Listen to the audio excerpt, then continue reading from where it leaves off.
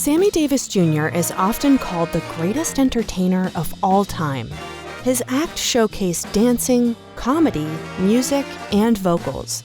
His talent and perseverance brought him fame, even as he contended with being a black performer during the era of segregation, dealing with racism, violence, and substance abuse issues.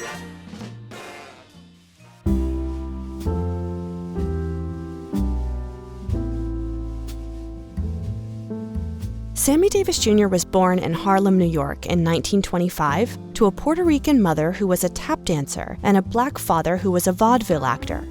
Sammy Davis Sr. took his son on tour with him. By the time he was 4, Davis was part of the act, now a trio.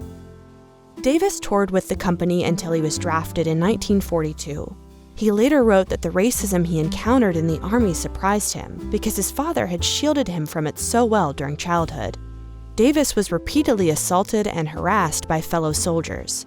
He focused on honing his entertaining craft during this time, performing for camps as part of the Special Services Unit. He rejoined the Will Maston Trio after the Army, and he began recording songs. The trio performed at popular nightclubs in New York, which is where Davis befriended Frank Sinatra.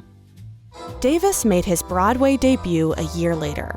Several television appearances followed.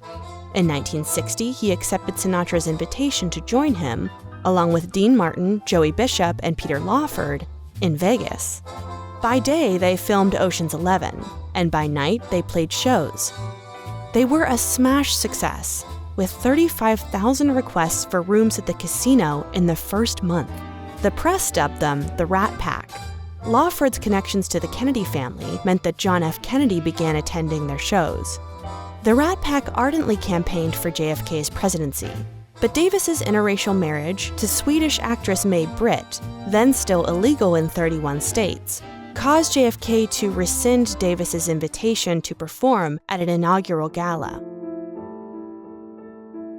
This rejection led Davis to embrace Richard Nixon. Literally, he hugged him on stage and received criticism for it. And he also marched with Martin Luther King Jr. and championed civil rights.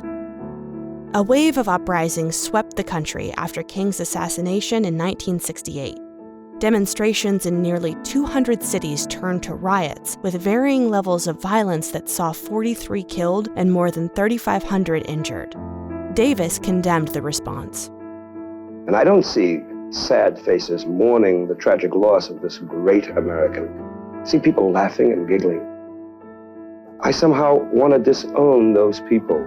I don't want to call those people who were laughing less than 48 hours after our leader died and stealing. Those are not really brothers. Those cannot be the people who are striving for the dignity that we should have at this point.